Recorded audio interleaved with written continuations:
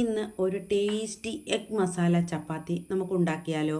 അതിനായിട്ട് ഞാൻ പ്രീത ചേച്ചി, പ്രീതാസ് വേൾഡിലേക്ക് എല്ലാവർക്കും സ്വാഗതം. അതിനായിട്ട് രാവിലെ നമ്മൾ ഉണ്ടാക്കി വെച്ച ചപ്പാത്തി, അതിന് കൂടെ നമുക്ക് വേണ്ടത് കുറച്ച് സബോള, ഇഞ്ചി, വെളുത്തുള്ളി, തക്കാളി, പച്ചമുളക്, കരിവേപ്പില, കുറച്ച് മല്ലിയില. എന്നിട്ട് ഇത് നമ്മൾ നന്നായിട്ട് സവോളയൊക്കെ നമ്മുടെ ഇഷ്ടത്തിന് എന്ന് പറഞ്ഞാൽ ഒന്നോ രണ്ടോ എടുത്തോ, ചപ്പാത്തി എത്ര എണ്ണം ഉണ്ടോ അതനുസരിച്ച് നമ്മൾ ഇതിനകത്ത് സാധനങ്ങൾ കൂട്ടിച്ചേർക്കണം കേട്ടോ.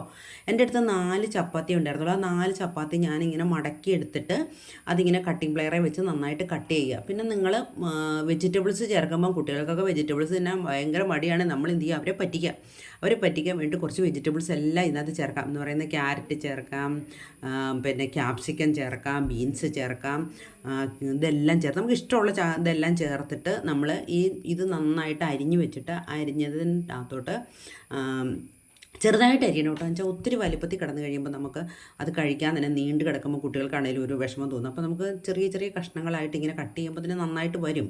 അതിനുശേഷം ഇത് കട്ട് ചെയ്തിട്ട് നമ്മൾ ഒരു ചീനിച്ചട്ടി അടുപ്പത്ത് വെച്ചിട്ട് നമ്മൾ അതിലേക്ക് കടുക് വറുത്തിട്ട് മുളക്, കരിയാപ്പില, കടുക് വറുക്കുന്നതൊക്കെ പ്രത്യേകിച്ച് ഞങ്ങൾ പറയണ്ട, എല്ലാ വീട്ടമ്മമാർക്കും അറിയാം. അതിലേക്ക് നമ്മൾ ആദ്യം ഇടേണ്ടത് സബോള, വെളുത്തുള്ളി, ഇഞ്ചി വെളുത്തുള്ളി ചതച്ചിടുക. അതിലേക്ക് നമ്മൾ മസാല വെക്കണം.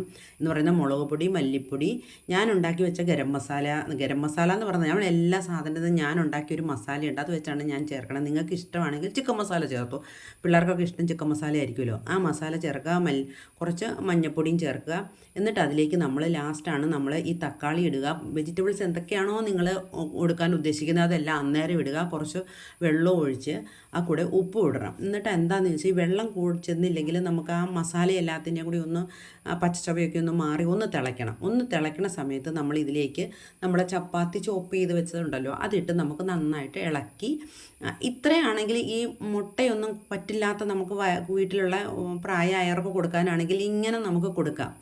അപ്പോൾ അത് ടേസ്റ്റാണ്. ഇനി കുട്ടികളാണെങ്കിൽ നമ്മൾ എന്ത് ചെയ്യുക, അവർക്കതിലേക്ക് 2 മുട്ട പൊട്ടിച്ചിട്ടിട്ട് ആ നടുക്ക് അപ്പുറത്തും ഇപ്പുറത്തും ഇതങ്ങ് മാറ്റിയിട്ട് നടുക്കോട്ട് 2 മുട്ടയങ്ങ് പൊട്ടിക്കുക. അതിലേക്ക് ഇതിട്ട് നന്നായിട്ട് മിക്സ് ചെയ്യുക. അവസാനം ഇച്ചിരി കുരുമുളക് പൊടി ഇട്ട് ഇച്ചിരി മല്ലിയില ഇട്ട് നമ്മൾ കുട്ടികൾക്ക് കൊടുത്തു കഴിഞ്ഞാൽ അവർ നല്ല സന്തോഷത്തോടെ തിന്നും. കാരണം നല്ല ടേസ്റ്റുള്ള ഫുഡാട്ടോ.